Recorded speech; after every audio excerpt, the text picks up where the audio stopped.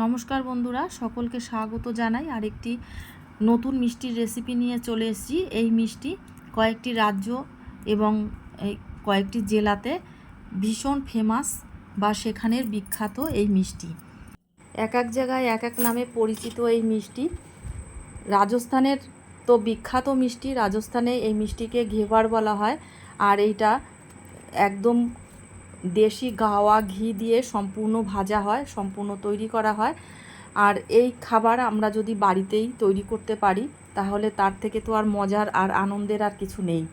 কারণ সবার পক্ষে যাওয়া সম্ভব না সেই রাজস্থানে, আর সেখানে গিয়ে সবাই হয়তো যেতেও পারে না, যাওয়া সম্ভব হয়ে ওঠে না। আর এই খাবারটা যদি আমরা বাড়িতেই তৈরি করতে পারি তাহলে খুশি বা আনন্দের আর কিছু নেই। তাহলে চলো বন্ধুরা, দেখে নেওয়া যাক এই রেসিপি কি করে তৈরি করতে হয়। এই রেসিপি তৈরি করতে প্রথমে ক্ষীরসা তৈরি করে নেব। তার জন্য আমি 2 প্যাকেট লিকুইড দুধ নিয়েছি, 1 লিটার দুধ। আর এই দুধকে ফুটিয়ে ভালো করে জাল করে টানিয়ে একটা ক্ষীরসা তৈরি করব। দুধটা যখন বেশ অনেকটা টাইম ধরে জাল হয়ে আসবে, বেশ টেনে যাবে, তখন আমি একটা পাত্র নিয়েছি। তার মধ্যে আমি এই চামচের 5 চামচ আমি গুঁড়ো দুধ নিয়েছি। নিয়ে আমি এই যে দুধ জাল করে নিয়েছিলাম, এই দুধই আমি এর মধ্যে দিয়ে এই যে কোনো ব্র্যান্ডের গুঁড়ো দুধ নিতে পারো, অসুবিধা নেই। এবার এই দুধ দিয়ে আমি ভালো করে গুলে নেব। যেহেতু এটা গরম আছে, দুধটা অনায়াসেই গুলে যাবে। ভালো করে গুলে নেব যাতে দুধের মধ্যে কোনো দলা না থাকে। এবার সমস্ত দুধটা গুলে নিয়ে এই দুধের মধ্যে ঢেলে দেব। এই গুঁড়ো দুধটা দেওয়ার কারণে খুব তাড়াতাড়ি ক্ষীরসাটা তৈরি হবে। দুধটা দিলে পরে আরও দুধটা খুব তাড়াতাড়ি গাঢ় হয়ে যাবে। দেখো অনেকটা গাঢ় হয়ে গেছে। আর এবার খুব তাড়াতাড়ি ক্ষীরসাটা রেডি হয়ে যাবে। এবার আরও বেশ কিছুক্ষণ জাল করে নেব। এবার এই যে চামচ, এই চামচের পরিমাণে আমি 1 চামচ চিনি দিয়ে দিলাম। চিনি দেওয়ার পরে আমি এবার ভালো করে জাল করে নেব। আর সাইড থেকে যে সর তৈরি হবে সেটা ভালো করে খুন্তি দিয়ে পরিষ্কার করে দুধের মধ্যে মিলিয়ে দিতে হবে। আর যে একটা সর পড়বে দুধের উপরে, যে লেয়ারটা পড়বে সরের, সেটাও ভালো করে নাড়িয়ে মিশিয়ে দিতে হবে। আর এইভাবে নাড়াতে নাড়াতে দেখো অনেক গাঢ় হয়ে এসছে। আরও একটু সময় ফুটিয়ে নামিয়ে দেবো। আমার হয়ে গেছে রেডি ক্ষীরসাটা। এরকম পর্যায়ে আসবে, ঠান্ডা হলে পরে আরও জমে যাবে। এইবার একটা চিনির শিরা তৈরি করে নেব। তার জন্য আমি এই বাটির পরিমাণে 1 বাটি চিনি দিয়ে দিলাম। আর এই বাটির পরিমাণেই আমি 2 বাটি জল দিয়ে দেব। জল দিয়ে দেওয়ার পরে আমি হাই ফ্লেমে জাল করে নেব যতক্ষণ না পর্যন্ত চিনিটা গলে যাচ্ছে। চিনিটা যখন গলে আসবে তখন মিডিয়াম ফ্লেমে রাখতে হবে। আর এই শিরাটা যাতে খুব ভালো সুগন্ধ হয় তার জন্য আমি কয়েকটা এলাচকে ফাটিয়ে দিয়ে তার দানাগুলো আমি এই চিনির শিরার মধ্যে দিয়ে দিলাম। এবারে নাড়িয়ে নেব, বেশ কিছুক্ষণ ফুটাতে থাকবো। আর এই শিরাটা একতার বিশিষ্ট শিরা তৈরি করতে হবে। চিনির শিরাটা আমার 1 তারের শিরা রেডি হয়ে গেছে। এবার চিনির শিরাটাকে নামিয়ে দেব। এবার নামিয়ে নেওয়ার পরে এর মধ্যে আমি লেবু, 1 টুকরো লেবুর রস সম্পূর্ণ দিয়ে দেব। লেবুর রসটা দেওয়ার কারণে চিনির শিরাটা ঠান্ডা হলেও জমে যাবে না। এবারে একটা পাত্র নিয়েছি, তার মধ্যে এই টেবিল চামচের 5 চামচ ঘি দিয়ে দিলাম। এই ঘিয়ের পরিমাণ যে অনুযায়ী তোমরা ময়দা পরিমাণ অনুযায়ী ঘিয়ের পরিমাণটা কম বেশি করে নিতে পারবে। এইবার এই 5 চামচ ঘি নেওয়ার পরে আমি এর মধ্যে 1 টুকরো বরফ নিয়ে নিলাম। বরফ নেওয়ার পরে এই ঘিয়ের মধ্যে অনবরত ঘষতে থাকবো। ঘষতে ঘষতে দেখো ঘিয়ের কালারটা চেঞ্জ হয়ে গেছে। আর ঘিটা সম্পূর্ণ বাটারের মতন একদম সাদা হয়ে গেছে আর একদম জমে গেছে। আর এইভাবেই ঘষতে থাকবো যতক্ষণ না পর্যন্ত বরফের টুকরোটা জল হয়ে যাচ্ছে। ততক্ষণ এই ঘিয়ের মধ্যে এইভাবে বরফটা ঘষতে হবে। আর ঘষতে ঘষতে দেখো আমার বরফটা গলে গেছে আর ঘিটা একদম বাটারের মতন হয়ে গেছে। আর জলটা এর মধ্যেই থাক। এবারে বাটির এই পরিমাণে আমি 1 বাটি ময়দা নিয়ে নিলাম, আর এই ময়দাকে অল্প অল্প করে মেখে নিতে হবে। আর এই 1 বাটি ময়দা নিয়েছি, আর আমি 2 টেবিল চামচ আটা নিয়েছি। আটাটাও আমি এর মধ্যে দিয়ে দিলাম, দিয়ে এবার ভালো করে মেখে নেব। এবার আমি 1 বাটি দুধ নিয়ে নিয়েছি, আর এই দুধটাও ফ্রিজের দুধ, একদম ঠান্ডা। আর এই গোলাটা যে তৈরি করব, এই গোলাটা সবসময় ঠান্ডা রাখতে হবে। আর এই মিষ্টিটা তৈরি করতে এই গোলাটাকে সবসময় ঠান্ডা রাখার প্রয়োজন। আর এই রকম ঠান্ডা দুধ দিয়ে আমি অল্প অল্প দুধ দেব, আর ভালো করে গোলাটাকে মাখিয়ে নেব, যেন কোনো গুটি বা দলা না থাকে। আর যে পরিমাণে আমি দুধ নিয়েছি এই বাটিতে 1 বাটি, এই সম পরিমাণে আমি 1 বাটি পুরো নেইনি, একটু ফাঁকা ছিল, সেই পরিমাণেই আমি জল নিয়ে নিয়েছি। এবার জলটাকেও অল্প অল্প করে, আর এই যে জল নিয়েছি এই জলটাও একদম ঠান্ডা জল, আমি ফ্রিজের জল নিয়েছি, নিয়ে অল্প অল্প করে দিয়ে গোলাটাকে গুলিয়ে নেব। আর এই গোলাটা একদম পাতলা হবে। আর এর মধ্যে দেখো ছোট ছোট গুটি বা দলা আছে, যেহেতু এটা ঠান্ডা জল দিয়ে গোলা হচ্ছে সেই কারণে একটু সময় লাগছে গুলতে। আর এই যাতে আর কোনো গুটি বা দলা না থাকে সেই কারণে আমি একটা ছাঁকনি দিয়ে ছেঁকে নেব। আর এই গোলাটাকে একটা মসৃণ গোলা তৈরি করতে হবে, যাতে কোনো দলা বা গুটি না থাকে। ওর জন্য ছাঁকনি দিয়ে ছেঁকে নিলে পরে সমস্ত দলা বা গুটি এই ছাঁকনিতেই চলে আসবে। আর এই গোলাটা পাতলা হবে একদম। আর কীরকম ঘনত্ব এসছে সেটা আমি তোমাদেরকে একটা চামচের সাহায্যে দেখাচ্ছি যে কতটা পাতলা।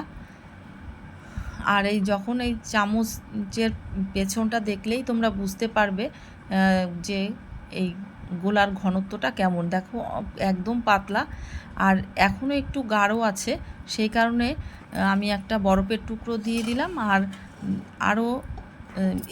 আরও দিলাম এই জন্যই যে যেহেতু এই ব্যাটারটা সব সময় ঠান্ডা রাখতে হবে, তাই বরফের টুকরোটা দিলাম। আর গলে গেলেও ব্যাটারটা যে পরিমাণ ঘনত্ব দরকার সেটা চলে আসবে।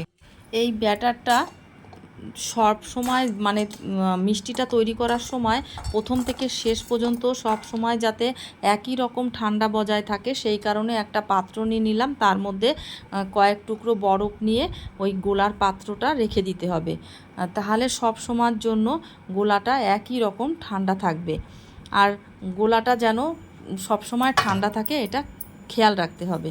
এবার আমি দেখো একটা কড়াই বসিয়ে দিয়েছি, আর একটা রিং নিতে হবে। এই যে তলার যে এটা থাকবে না, পুরো খোলা থাকবে রিংটা, কিন্তু আমার কাছে সেই রিংটা নেই, তাই আমি একটা কেক তৈরি করি যে পাত্র সেটা নিয়ে নিয়েছি। আমি 2 রকমভাবেই ভেজে দেখাবো। এটাতেও প্রথমে ভেজে দেখাচ্ছি, যাদের এই এটা আছে এই কেক তৈরি করার পাত্রটা, তারা এইভাবে তৈরি করবে। আর যদি এটা না থাকে যাদের, তারা আর একটা প্রসেস দেখাবো, সেটাও তৈরি করতে পারবে। এবার খানিকটা তেল আমি কড়ার মধ্যে দিয়ে দিলাম, তারপরে ওই কেকের পাত্রটা দিয়ে দিয়েছি। এবার ওর মধ্যে আমি তেল ঢেলে দিলাম। তেলটা সম্পূর্ণ ভরে দেওয়া যাবে না, হাফ অংশ ভরে দিতে হবে, আর হাফ অংশ ফাঁকা রাখতে হবে। তেলটা দেওয়ার পরে গ্যাসকে হাই ফ্লেমে রাখতে হবে।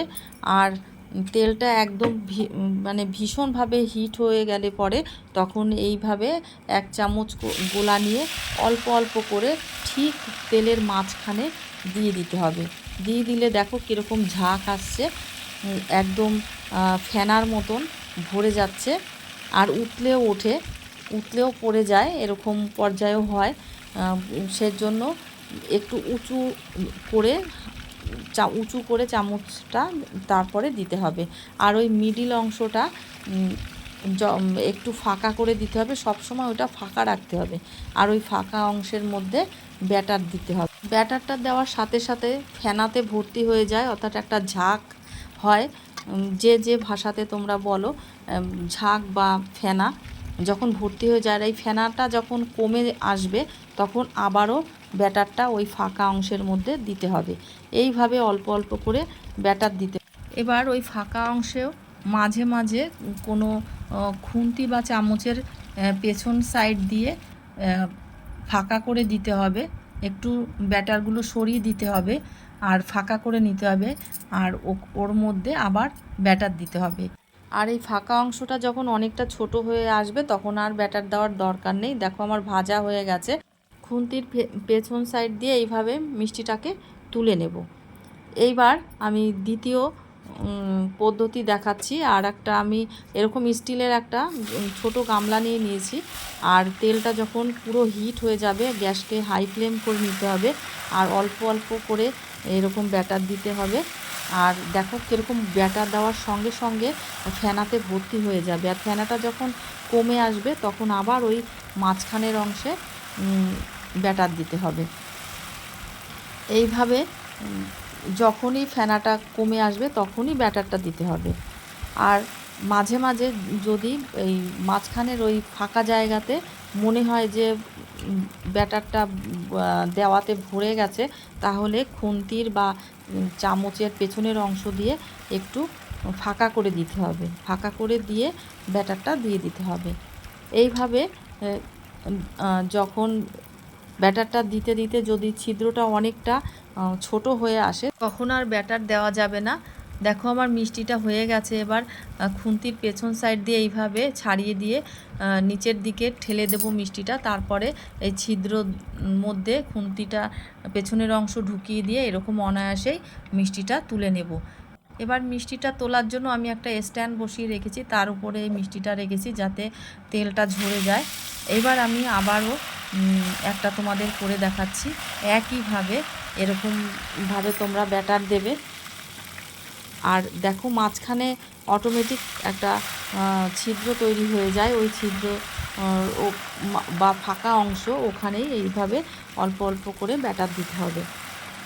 আর ব্যাটারটা যত মানে ছোট হয়ে আসবে, যদি ছোট করো সেই মাঝখানের ছিদ্র জায়গাটা, তাহলে মিষ্টির যে লেয়ারটা অনেকটা মোটা হবে। আর যদি এই মাঝখানে ছিদ্রর অংশ যদি বেশি বড় থাকে তাহলে কিন্তু মোটাটা কম হয়, মিষ্টির লেয়ারটা পাতলা হয়। আর সম্পূর্ণ ছিদ্রটা মানে ভরে আসলে পরে বা ছিদ্রটা কমে আসলে ছোট হলে তখন লেয়ারটা বেশ মোটা হয়। দেখো আমার এরকম লেয়ারটা এসছে মিডিয়াম। আর একটা মিষ্টি তোমাদেরকে করে দেখাচ্ছি, যেটার ছিদ্রটা কম রেখেছি, আর কম রাখার ফলে সেটা কতটা মোটা হয়েছে সেইটা তোমরা দেখে নাও।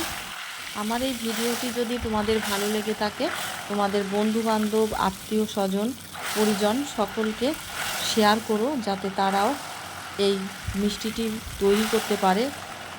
রাজস্থানের বিখ্যাত এই মিষ্টি ঘেবার, যাতে বাড়িতে বসেই তারা তৈরি করে নিজেরা খেয়ে এবং অন্যকে খাইয়ে আনন্দ উপভোগ করতে পারে।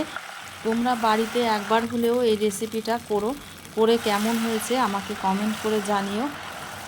কমেন্ট করলে আমার খুব ভালো লাগে, এই কমেন্টের অপেক্ষায় থাকলাম। আর কমেন্ট করলে আমি উৎসাহিত হই আবার নতুন ভিডিও করার জন্য। আর আমার ভিডিও কেমন হচ্ছে সেটাও তোমরা জানিও। আর আমার ভিডিওটি যদি তোমাদের ভালো লেগে থাকে আমার চ্যানেলটিকে সাবস্ক্রাইব করার জন্য অনুরোধ রইল। দেখো বন্ধুরা, এর ছিদ্রটা কত ছোট হয়ে এসছে। আগে যতগুলো আমি মিষ্টি ভেজেছি তার থেকে এর ছিদ্রটা অনেকটা ছোট।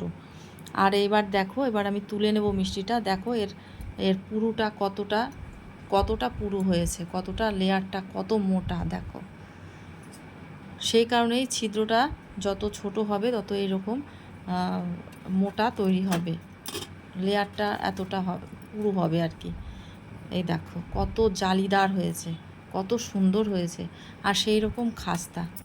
ভিডিওর প্রথমে আমি তোমাদেরকে এই মিষ্টি ভেঙে দেখিয়েছি যে কতটা মুচমুচে। আর এবারে এই মিষ্টি কি করে খেতে হয়, কিভাবে ডেকোরেশন করব সেটাই তোমাদেরকে দেখাচ্ছি। প্রথমে যে চিনির শিরাটা রেডি করেছিলাম, যেই চিনির শিরাটা দিয়ে দিলাম। দিয়ে দেওয়ার পরে এবার যে খিরসাটা রেডি করেছি সেইটা এর উপর দিয়ে ভালো করে দিয়ে দেব, যে বেশ মোটা করে দিয়ে দিতে হবে। দিয়ে দেওয়ার পরে তোমরা এর উপর ড্রাই ফ্রুট দিয়ে দিতে পারো। আমি পেস্তা বাদাম আর কাজু বাদাম দিয়ে দিয়েছি। তোমাদের ইচ্ছা মতন এর উপরে ড্রাই ফ্রুট দিয়ে সাজিয়ে দিতে পারো। এখানে আরও অনেক রকম কালারফুল ড্রাই ফ্রুট দিলে আরও দেখতে ভালো লাগে। এবার আর একটা মিষ্টি আমি নিয়ে নিয়েছি, তারপর ওই চিনির শিরাটা দিয়ে দিলাম। দিয়ে দেওয়ার পরে এবার খিরসাটা এর উপরে দিয়ে দেব। যারা মিষ্টি কম খায় সেই অনুযায়ী কম বেশি করে মিষ্টি দেবে, আর এই খিরসাটাও কম বেশি করে তোমরা দিতে পারো। আর কিন্তু মিষ্টি জিনিস মিষ্টি না হলে ভালো লাগে না। রাজস্থানের বিখ্যাত মিষ্টি ঘেওয়ার আমার রেডি হয়ে গেছে। দেখো, দেখতে যতটা লোভনীয়, খেতে অসাধারণ টেস্টি আর মজাদার। বাড়িতে একবার হলেও করে খেও আর আমাকে কমেন্ট করে জানিও। তাহলে বন্ধুরা, এ পর্যন্তই। নেক্সট ভিডিওতে আবার দেখা হবে। তোমরা খুব ভালো থেকো, সুস্থ থেকো।